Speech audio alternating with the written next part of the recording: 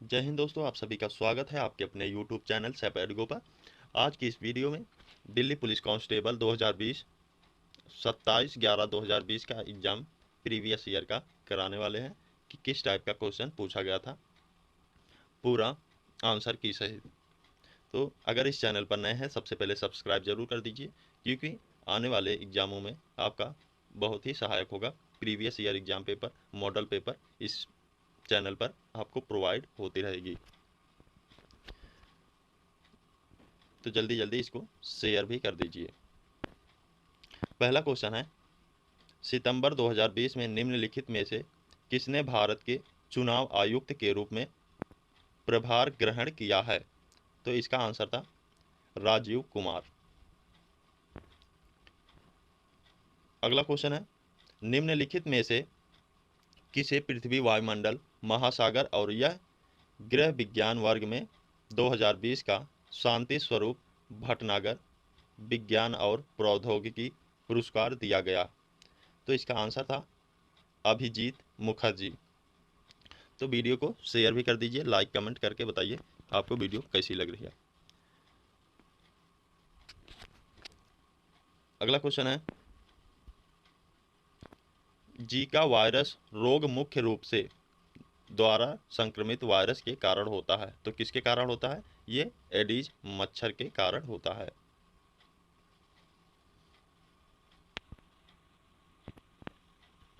अगला क्वेश्चन है, आधार दर base rate किसी बैंक का वह न्यूनतम ब्याज दर है जिसके नीचे उसे उधार देने की अनुमति नहीं है, हालांकि डैश द्वारा अनुमति होने पर कुछ मामलों में इसका अपवाद संभव है, जैसे कि भारतीय रिजर्व बैंक। इसकी अनुमति द्वारा कुछ मामलों में अपवाद संभव है। अगला क्वेश्चन क्या है, निम्नलिखित में से कौन सी पुस्तक यम के गांधी द्वारा नहीं लिखी गई थी? तो ये गोल्डन थ्रेश होल्ड जो है, ये यम के गांधी द्वारा नहीं लिखी गई थी। अगला क्वेश्चन है, निम्नलिखित में से किसका निर्माण तुगलक काल में नहीं हुआ था? तो ये जामा मस्जिद का तुगलक काल में नहीं निर्माण हुआ था। भूगोल में मिएंडर की विशेषता मुख्य रूप में से निम्नलिखित में से किस विकल्प से संबंधित है? तो ये नदी से संबंधित है। मिएंडर, भूगोल में मिएंडर जो है नदी से संबंधित है। पिटरा ड्यूरा शब्द के बारे में निम्नलिखित में से कौन सा कथन सही है? तो यह पत्थर की दीवारों में कीमती नगीनों और रत्नों को जड़ने की एक तकनीक है। पिटरा ड्यूरा इसको बोला जाता है। अगला क्वेश्चन है, निम्नलिखित में से कौन सा स्थान जहांगीर की कब्र से संबंधित है? तो ये लाहौर जो है जहांगीर की कब्र से संबंधित है। अगला क्वेश्चन है, मोहन जोदड़ो मोहन जोदड़ो की नृत्य करती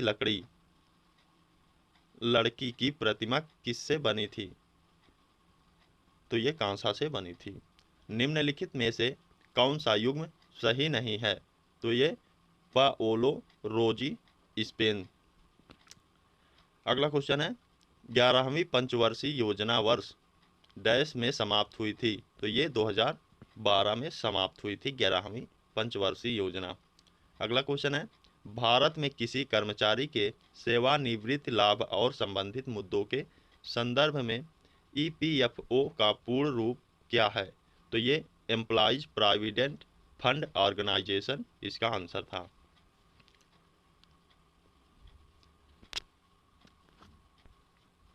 अगला क्वेश्चन है,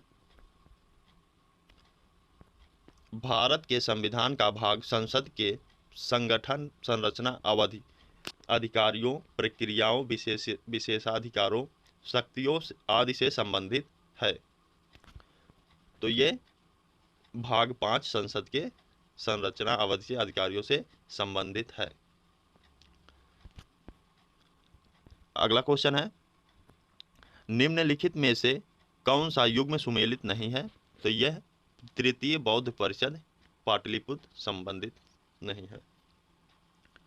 भारत का राष्ट्रीय मानवाधिकार आयोग एक स्वतंत्र वैधानिक निकाय है जिसकी स्थापना 12 अक्टूबर 1993 को हुई थी। Option number 2 right answer. Dash कम वायुमंडलीय दबाव का एक भूमध्य रेखीय क्षेत्र है जहां से पूर्वी हवाएं परिवर्तित होती हैं। तो ये डोलड्रम्स कम वायुमंडलीय दबाव का एक भूमध्य रेखीय क्षेत्र है। Option number 4। अगला क्वेश्चन है 1984 में डैश के नेतृत्व में बहुजन समाज पार्टी का गठन किया गया था। तो यह कांशीराम की नेतृत्व में गठन किया गया था। इंटेंसिफाइड मिशन इंद्रधनुष IMI 2.0 भारत सरकार द्वारा कम डैश वाले क्षेत्रों में व्याप्ति कवरेज में सुधार करने के लिए प्रारंभ की गई एक योजना है। तो इसका आंसर हो जाएगा प्रतिरक्षण। अगला क्वेश्चन है अगस्त 2020 तक जानकारी के अनुसार भारत के केंद्र शासित प्रदेशों के प्रशासन के संदर्भ में निम्नलिखित में से कौन सा युग्म सही है। तो ये जम्मू और कश्मीर मनोज सिन्हा, ये सही सुमेलित है। अगला क्वेश्चन है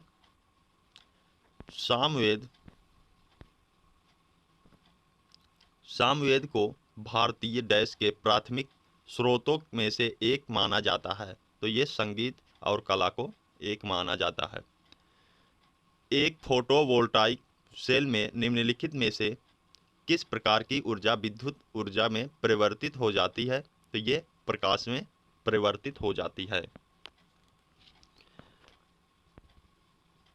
अगला क्वेश्चन है किसी भी अंतर्राष्ट्रीय फुटबॉल मैच में अतिरिक्त समय के लिए कुल विनिमय समय अवधि रेगुलेशन टाइम मिनट में होती है। तो यह 120 मिनट में होती है।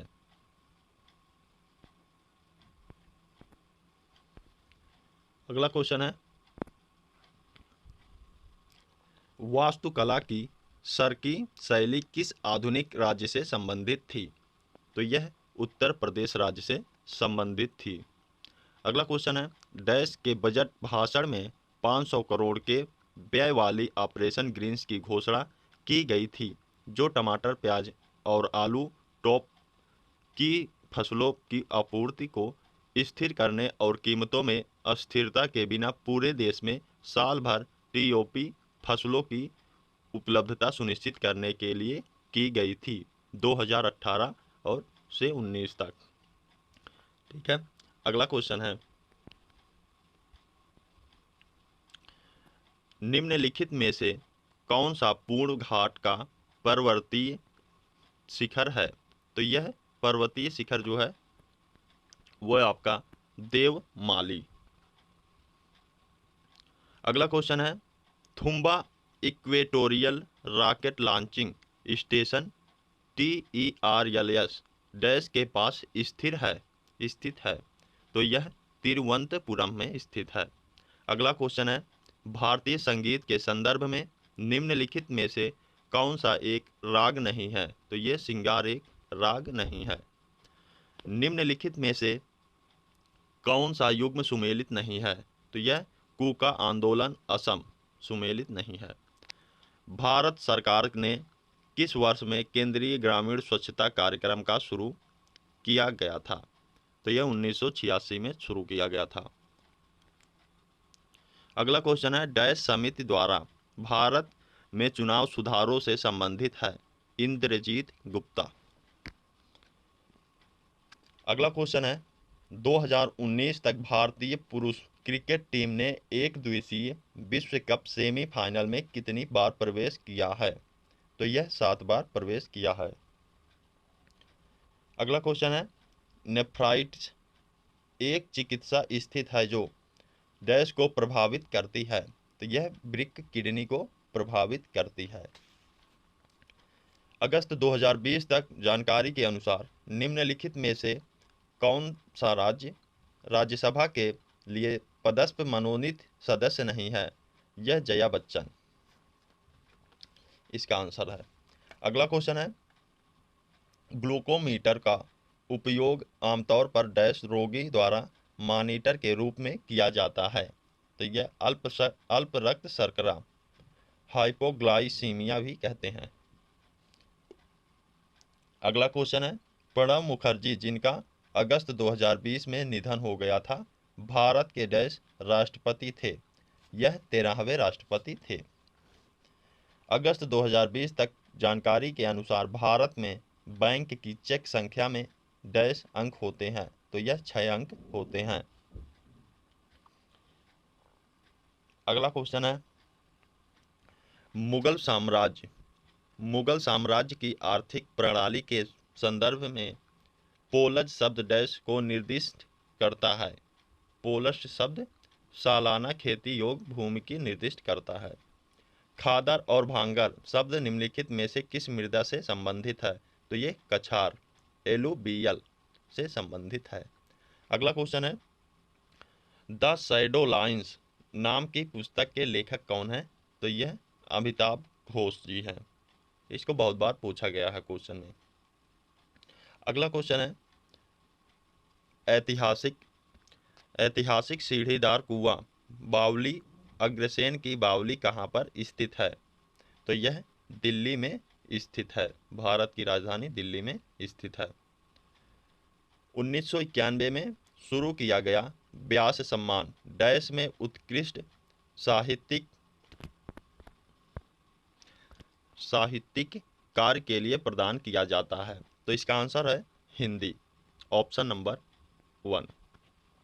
अगला क्वेश्चन है, निम्नलिखित में से कौन सा युग्म सही नहीं है? तो यह भीमबेटका छत्तीसगढ़, यह सही नहीं है। अगला क्वेश्चन है, निम्नलिखित में से कौन सी घटना 1905 के विदेशी आंदोलन की महत्वपूर्ण वजह थी? तो यह बंगाल का विभाजन जो है 1905 के महत्वपूर्ण थी। डैश वातावरण की सापेक्ष आर्द्रता को मापने की एक उपकरण है? हाइग्रोमीटर आपका आंसर है। अगला क्वेश्चन है, ग्लोबल इनोवेशन इंडेक्स वैश्विक नवाचार सूचांक 2020 में भारत का डैश स्थान है? तो यह 48वां स्थान है 2020 तक। अगला क्वेश्चन है, 11 दिसंबर 1901 को स्थापित कमीशन की गई डिगबोई तेल रिफाइनरी भारत की सबसे पुरानी कार्यरत रिफाइनरी है और दुनिया की सबसे पुरानी कार्यरत रिफाइनरी में से एक है। यह डैश में स्थित है? तो यह असम में स्थित है, इसका आंसर असम हो जाएगा। अगला क्वेश्चन है, यूनोली नीड वन ऐप एक एकीकृत डिजिटल बैंकिंग प्लेटफॉर्म है जो डैश द्वारा पेश किया गया है ताकि इनके उपयोगकर्ताओं को विभिन्न प्रकार की वित्तीय सेवाओं का उपयोग करने में सक्षम बनाया जा सके। तो भारतीय स्टेट बैंक, आपने देखा होगा अब भारतीय स्टेट बैंक जो है यूनो बैंक के मर्ज है यूनो बैंक ऐप से। अगला क्वेश्चन है, नई दिल्ली में राष्ट्रमंडल खेल किस वर्ष में आयोजित किए गए थे? तो यह 2010 में आयोजित किए गए थे। अगला क्वेश्चन है, सितंबर 2020 में भारतीय रिजर्व बैंक ने जनवरी 2021 से चेक के लिए सकारात्मक भुगतान प्रणाली पॉजिटिव पे सिस्टम शुरू करने का निर्णय लिया है, जिसके तहत डैश से अधिकृत के भुगतान के लिए प्रमुख विवरणों की दोबारा पुष्टि करने की आवश्यकता हो सकती है। तो यह 50,000 से अधिक भुगतान के लिए प्रमुख विवरणों की आवश्यकता दोबारा हो सकती है। अगला क्वेश्चन है, निम्न श्रेणी में प्रश्नवाचक चिन्ह के स्थान पर दिए गए विकल्पों में से कौन सी संख्या आएगी? तो रीजनिंग का क्वेश्चन यहाँ पर आ गया है। 14 के बाद 17 है, उसके बाद 68 है, 73 है, फिर 438 है। तो इसका आंसर जो था वो 445, ऑप्शन नंबर 2 था। अगला क्वेश्चन है, दी गई शीट को मोड़कर एक घन बनाया जाता है, इस तरह निर्मित घन में अक्षर F वाले पृष्ठ के विपरीत पृष्ठ पर कौन सा अक्षर होगा? तो ये ऑप्शन नंबर 4 जे होगा। अगर आपको डाउट क्लियर नहीं होगा तो इसको आप कमेंट में बता दीजिएगा कौन सा क्वेश्चन आपका क्लियर नहीं हो रहा डाउट। अगला क्वेश्चन है, निम्नलिखित में से प्रश्नवाचक चिन्ह के स्थान पर दिए गए विकल्पों में से कौन सी संख्या आएगी? तो यह 322 आएगी, ऑप्शन नंबर 2। 97 के बाद 98, उसके बाद 106, 133, 197। ठीक है। यदि दर्पण को निम्नांकित चित्र के अनुसार पी क्यू पर रखा जाए तो दिए गए उस संयोजन का चयन कीजिए जिसका दर्पण में सही प्रतिबिंब निर्मित है। तो इसका ऑप्शन नंबर 1 सही आंसर था। इसका अगला क्वेश्चन जो है वो है, निम्न वेन आरेख में पंचभुज नाविकों को दर्शाता है, वृत्त महिलाओं को दर्शाता है तथा समचतुर्भुज अशिक्षितों को दर्शाता है। दी गई संख्या में उस विशिष्ट वर्ग में लोगों की संख्या को दर्शाता है। ऐसी कितनी महिला नाविक है जो अशिक्षित नहीं है? तो ये 34 है। इसको ध्यान से आप देखेंगे तो अपने आप सॉल्व हो जाएगा, नहीं तो आप कमेंट में बता दीजिएगा कैसे आएगा।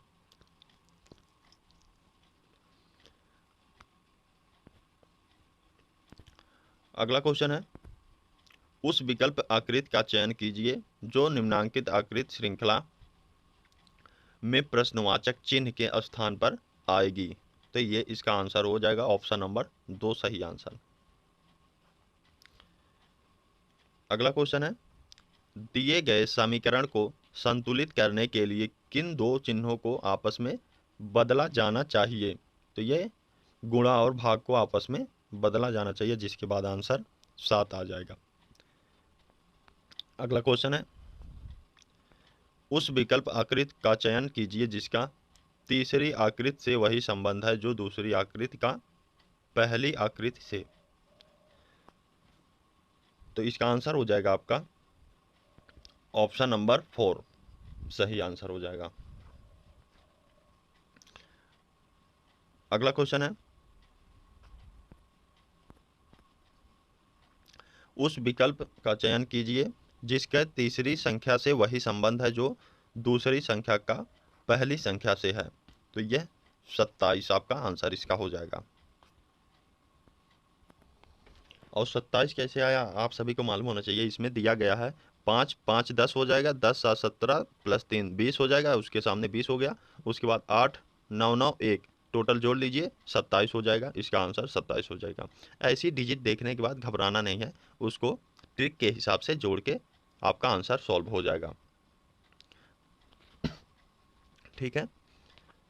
तो अगला क्वेश्चन आपका है, 1 से 5 एक ऐसे पासे की दो भिन्न भिन्न स्थितियां दर्शाई गई हैं जिसके 6 पृष्ठों पर 1 से 6 तक संख्याएं अंकित है।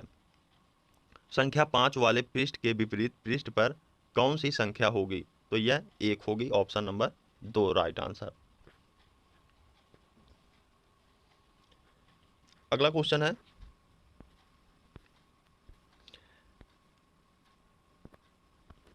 उस विकल्प आकृति का चयन कीजिए जो नीचे दी गई आकृति यक्ष में अंतर्निहित है, घूर्णन की अनुमति नहीं है। तो इसका आंसर आपका ऑप्शन नंबर 2 है। अगला क्वेश्चन है, निम्नांकित 4 आकृतियों में से 3 में एक निश्चित प्रकार की समानता है और एक असंगत है। उस असंगत आकृति का चयन कीजिए। जो असंगत है उसका चयन कीजिए।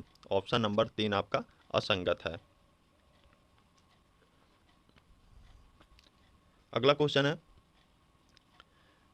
उस विकल्प आकृति का चयन कीजिए जो निम्नांकित आकृति श्रृंखला में प्रश्नवाचक चिन्ह के स्थान पर आएगी।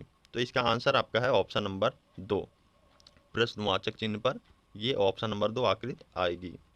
अगला क्वेश्चन है, निम्नांकित 4 आकृतियों में 3 से एक निश्चित प्रकार की समानता है और एक असंगत है। उस असंगत आकृति का चयन कीजिए। तो असंगत जो है 4 है, आपका ऑप्शन नंबर 4 जो है वो देख लीजिए असंगत है। ठीक है। अगला क्वेश्चन है, उस आकृति का चयन कीजिए जो दिए गए निम्नांकित पैटर्न को पूर्ण करेगी। तो जो पूर्ण करेगी उसका आंसर आपका है ऑप्शन नंबर 4, आपका सही आंसर हो जाएगा। अगला क्वेश्चन है, उस विकल्प आकृति का चयन कीजिए जो दी गई आकृति में प्रश्नवाचक चिन्ह के स्थान पर आएगी और पैटर्न को पूर्ण करेगी। तो इसका आंसर आपका ऑप्शन नंबर 1 हो जाएगा। उस विकल्प आकृति का चयन कीजिए जिसका तीसरी आकृति से वही संबंध है जो दूसरी आकृति का पहली आकृति से है। तो ऑप्शन नंबर 2 आपका राइट आंसर हो जाएगा। ये आपको ध्यान में रखना है, पैटर्न देख लेना है किस पैटर्न पे दिल्ली पुलिस आपसे क्वेश्चन पूछ सकता है। इसका मॉडल पेपर भी बनाएंगे, तो उसके लिए आप चैनल को सब्सक्राइब कर दीजिए जो कि आपको नोट। अगला क्वेश्चन इसका है, रविंद्र अपने उस मित्र को 1 वर्ष के ब्याज के रूप में 4,160 का भुगतान करता है। उससे उसने 8% वार्षिक ब्याज दर पर एक धनराशि उधार ली थी। रविंद्र ने अपने मित्र से कितनी धनराशि उधार ली थी? तो इसका आंसर जो आपका हो जाएगा ऑप्शन नंबर 3, 52,000 उधार ली थी। जो भी क्वेश्चन में आपको डाउट होगा उसको आप कमेंट बॉक्स में बता दीजिएगा, जिसका आंसर डिस्क्राइब में दे दिया जाएगा। नेक्स्ट क्वेश्चन आपका जो है, एक कूट भाषा में DYNASTY को NYDAYTS लिखा जाता है, उसी भाषा में रिस्पॉन्स को क्या लिखा जाएगा? तो उसको ऑप्शन नंबर 1 आपका सही आंसर हो जाएगा। अगर समझ में ना आए तो इसको कमेंट में बता दीजिएगा, सॉल्व करके दे दिया जाएगा। अगला क्वेश्चन है, उस विकल्प का चयन कीजिए जिसमें दी गई आकृति यक्ष अंतर्निहित है, घूर्णन की अनुमति नहीं है। ऑप्शन नंबर ए आपका राइट आंसर हो जाएगा। अगला क्वेश्चन है, एक कागज को निम्नांकित चित्र के अनुसार मोड़ा और काटा गया है। इस कागज को खोलने पर यह कैसा दिखाई देगा? तो इसका आंसर हो जाएगा, इसको खोलने पर जो है ऑप्शन नंबर 3 आपका ऐसे दिखाई देगा। अगला क्वेश्चन है, उस वेन आरेख का चयन कीजिए जो निम्नांकित वर्गों के मध्य संबंध का सर्वश्रेष्ठ निरूपित करता है। माताएं, विक्रय, प्रबंधक, पुरुष। तो इसका राइट आंसर हो जाएगा ऑप्शन नंबर 2। अगला क्वेश्चन है, उस विकल्प का चयन कीजिए जिसका तीसरे शब्द से वही संबंध है जो दूसरे शब्द का पहले से। तो ब्राजील, दक्षिण अमेरिका, श्रीलंका, एशिया। ठीक है, अगर भारत होता तो उसका भी एशिया आता। दिए गए पैटर्न का ध्यानपूर्वक अध्ययन करें और उस संख्या का चयन करें जो इसमें प्रश्नवाचक चिन्ह के स्थान पर आएगी। तो ऑप्शन नंबर 2 आपका राइट आंसर हो जाएगा 125।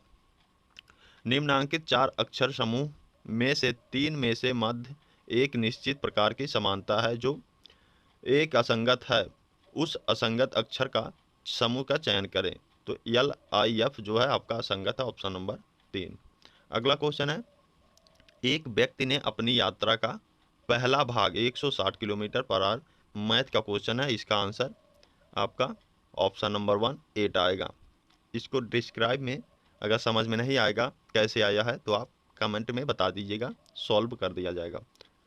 ठीक है, अगला क्वेश्चन है, किसी वस्तु का अंकित मूल्य 5,000 है, इस पर क्रमशः 15, 10% और 18% की 3 क्रमिक छूटें दी गई हैं, तो उस वक्त का विक्रय मूल्य में ज्ञात कीजिए। तो आपका आंसर हो जाएगा ऑप्शन नंबर 1 आपका राइट आंसर हो जाएगा। अगला क्वेश्चन है, एक आयताकार भूखंड की लंबाई उसकी चौड़ाई से 15 मीटर अधिक है। यदि भूखंड के चारों ओर बाड़ लगाने की लागत 16.50 प्रति मीटर की दर से 4,950 है तो भूखंड की लंबाई मीटर में ज्ञात कीजिए। तो 82.5 आपका राइट आंसर आ जाएगा। अगला क्वेश्चन है, एक मोटरसाइकिल की पेट्रोल से पूरी भरी टंकी 30 दिनों के लिए पर्याप्त है। यदि कोई सवार प्रतिदिन 20% ज़्यादा पेट्रोल की खपत करता है तो पेट्रोल की से पूरी भरी टंकी कितने दिनों के लिए पर्याप्त होगी? तो यह 25 दिनों के लिए पर्याप्त होगी। Option number 2।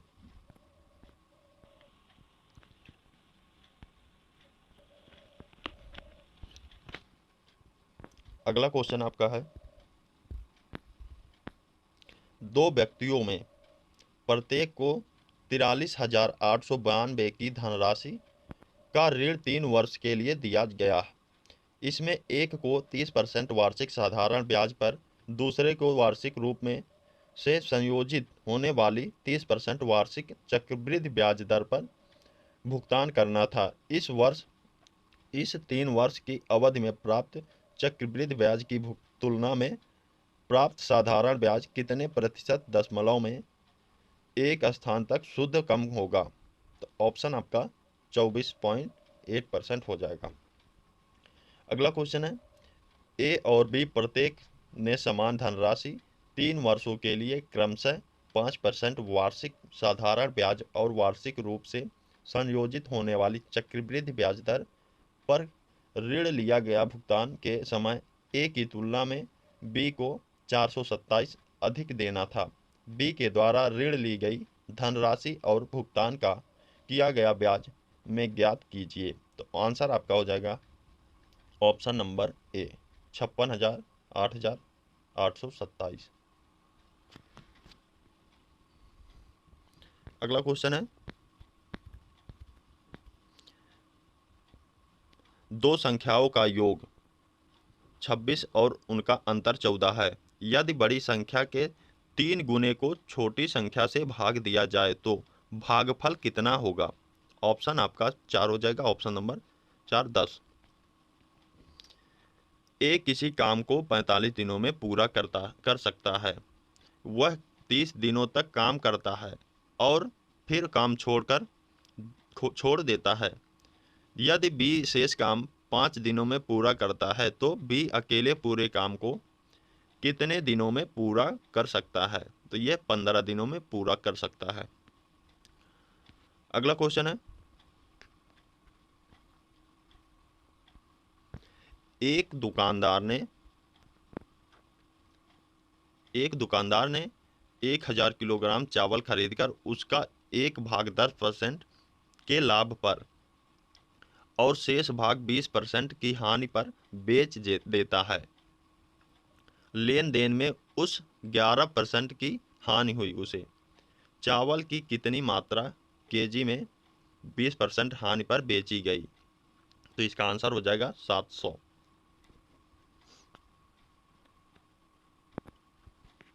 अगला क्वेश्चन है, निम्नलिखित में से कौन सा भिन्न सबसे छोटा है?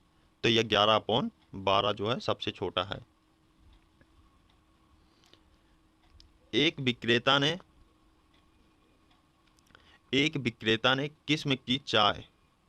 दो किस्म की चाय ए और बी ब्रांड क्रय मूल्य क्रमशः 15 प्रति 100 ग्राम और 18 प्रति 100 ग्राम की दर पर खरीदी और उनका एक निश्चित अनुपात में मिश्रण तैयार किया गया। बाद में उसने मिश्रण को 20 प्रति 100 ग्राम की दर से बेचकर 20% लाभ अर्जित किया। मिश्रण में ब्रांड ए वाली चाय और ब्रांड बी वाली चाय का अनुपात कितना था? तो इसका आंसर आपका 4:4। अगला क्वेश्चन है, यदि ए की आय बी की आय से 35% अधिक हो तो बी की आय ए की आय से कितनी प्रतिशत अधिक होगी? तो इसका आंसर हो जाएगा आपका 26%। अगला क्वेश्चन है, छोटी से छोटी वह संख्या कौन सी है जिसे 10 और 12 और 11 से विभाजित करने पर शेष क्रमशः 11, 9 और 10 प्राप्त होता है? तो इसका आंसर हो जाएगा 659, 659।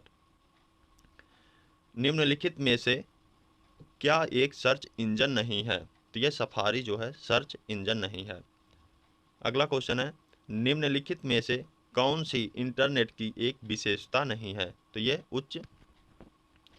उच्च लागत जो है इंटरनेट की एक विशेषता नहीं है। अगला क्वेश्चन है, एमएस एक्सेल में निम्नलिखित में से कौन सा एप्लीकेशन और स्प्रेडशीट दोनों का नाम दर्शाता है? तो ये टाइटल बार इसका आंसर हो जाएगा। अगला क्वेश्चन है, एमएस वर्ड में निम्नलिखित में से क्या एक